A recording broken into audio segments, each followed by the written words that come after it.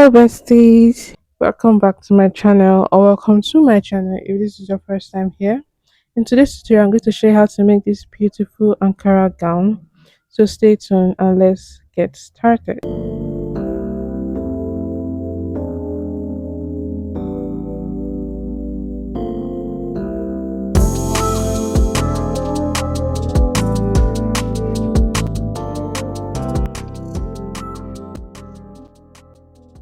Okay, so for this particular style, you're going to be needing three different fabric. You're going to be needing your African print, your Ankara. You should have about a yard and half. Yes, 1 yard, and depending on your size though. So this is what the Ankara looks like, and then you should have a doll face. You can actually use a crepe. I wanted to use a crepe, but I couldn't get it at that time. So I made use of a doll face, a satin actually, and then you're going to make use of a lining also. The lining is going to still be the same size as the Ankara. So yeah, and other necessary sewing equipment. So yeah, let's just start drafting. So first of all, you draw a straight line. Mind you, fold your fabric into four, and then the second fold you're going to leave about 1 inch, 1.5 inches to power allowance. So you draw a starting line. So all your measurements need to start from there. So you draw out a straight line, and then from the center you're going to take your shoulder measurement, and then you come down for your armhole. Your armhole is usually your bust measurement divided by 6 plus 1.5 inches. Okay, so you go ahead to mark it, and then you draw out a straight line, and then you also mark your shoulder measurement at that chest line to get a straight line for your armhole. So you draw out a straight line on the chest line too.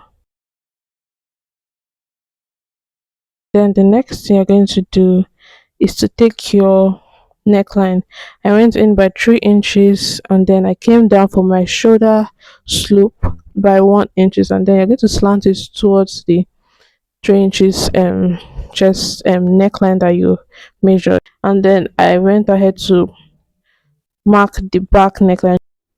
So you just go ahead to curve it to the shoulder part, and then you come down by your bust points. Yes, you measure your shoulder to your bust point, and then you mark your waistline and your hip line. So yes, I drew all that, and then you measure your armhole divided by 2, and then go in by half an inch, and then you take your bust measurements and add your allowance. You can add 2 inches allowance, depending. You can add 1.5 inches allowance. For me, I added 2 inches allowance. Sometimes I even add three because I like putting enough allowance just in case. Then I went ahead to curve my armhole. If you have a French curve, you can use that. If you don't, like me, you can use your hand to curve it. It will still come out well as long as you curve it well. And then you mark the same thing on your waist and then your hip, adding the same allowance too, and then you curve it out. For this dress, for some reason I didn't put that. Later I saw I could have, but I didn't. But if you want to, you can go ahead to put your dot. And then I came down after the up length. I came down by 1 inches for joining allowance. And then I just went ahead to cut it out. So I cut everywhere out, and then I cut out the back. So I cut out only the back neckline, not the front. The front was still normal.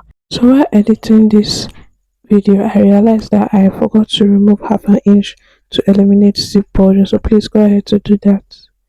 And then I opened it up and measured. I came down by about 6 inches and drew a straight line. And then that 3 inches, it was 3 inches on your foot. So when you open it, it's going to be 6 inches. So I connected it from that 6 inches length. So I went ahead to cut it, and then this is what it looks like. It was looking very beautiful.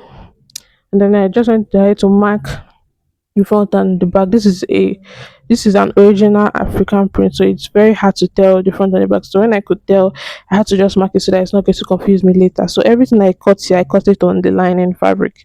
So the next thing I did was to slant it. If you see I might put the inspiration of this gown there.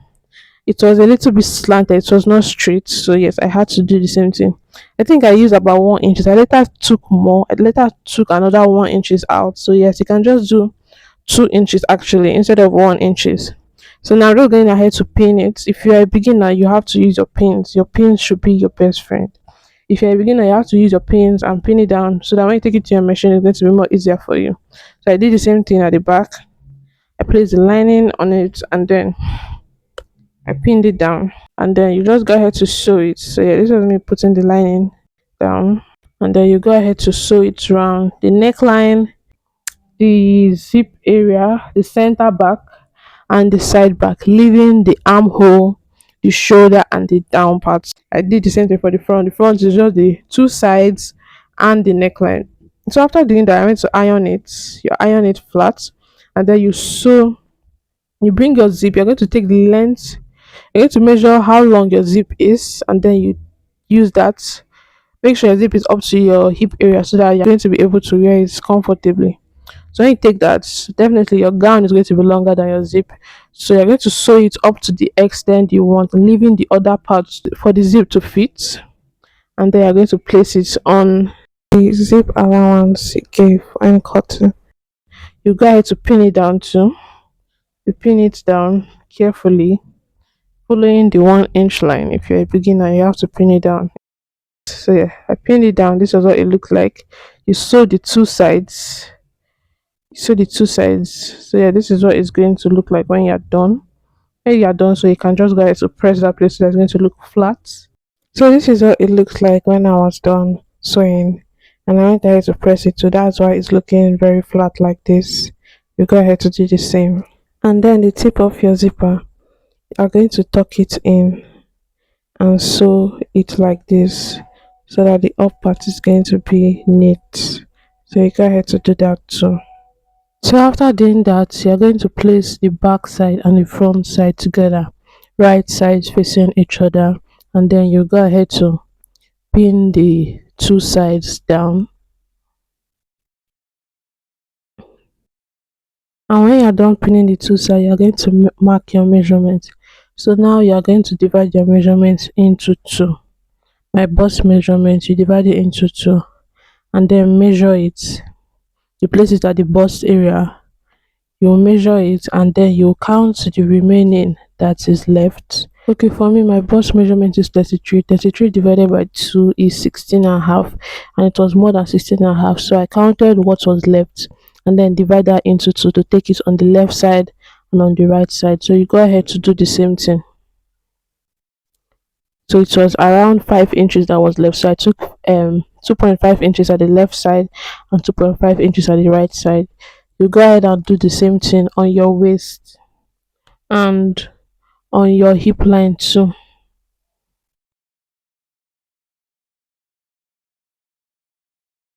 So after sewing it, this was what it looks like. So the next thing I'm going to do is to join the shoulder. And to join the shoulder and make it look neat, you're going to use one part of the lining to turn every other part. So you join the two shoulders right sides facing each other, and you take the lining from the back and then place it on top the rest. I hope you understand me. You take a lining from the back and place it on top the three layer of the other shoulders, and then you just go ahead to sew a straight line. And then you also do the same thing for the other shoulder too. When you're done sewing, this is what it's going to look like. You can see how neat and flat it is. Yes, this is going to make your work look very neat. So the next thing you're going to do is to cut the lower part, and to know the length of the lower part, you're going to measure the upper part. Whatever length it is, you're going to minus it. You see the way I kept my tape, you're going to minus it and then take the rest. For me, the fabric, I folded the fabric into four so that it's going to be smaller and for it to be easier for me to work with on the table. So I removed, I think my length was about 26.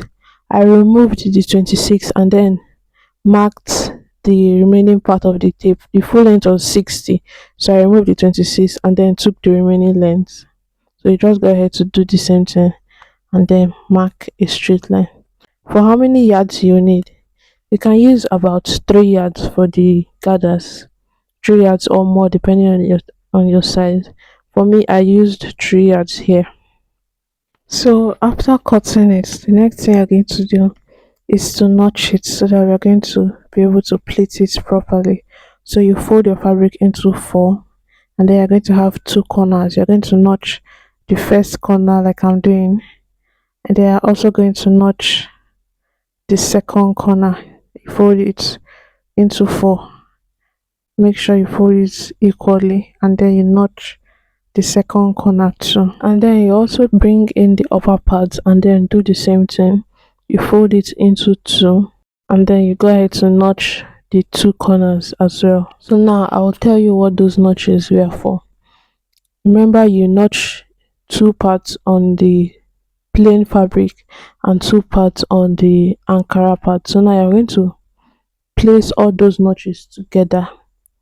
You have about three notches in total, excluding the tip, the beginning of the fabric and the ending of the fabric. So you put the beginning of the fabric from the zipper allowance, and then you put the first notch at the first joining. You put the second notch at the middle of the front. You put the third notch at the other second joining, and then the last tip is going to be at the other zip allowance. I hope you understand me.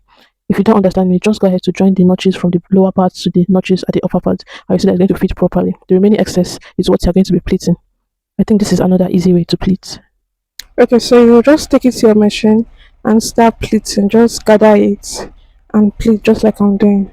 So after pleating, the next thing you're going to do is to join the two sides of the plain fabric at the zip at the back.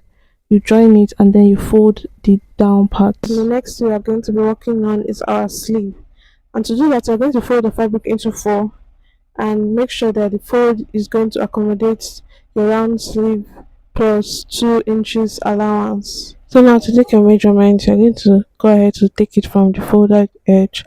Go ahead to start from the starting line and come down by 4.5 inches for your cap height, and then take the length of the sleeve. I used 11 inches. The 11 inches is together with the folding allowance, so I think it's about 9 inches for my main length, so 2 inches for folding allowance. Now to make the sleeve curve, I came in by 4 and divided by bicep line by 2 and added 2 inches allowance, and then at the length of the cap I divided it by 2 and marked it there, and also marked the 4 inches down there and curve it towards the starting line, and then from that place I curved it towards the allowance line.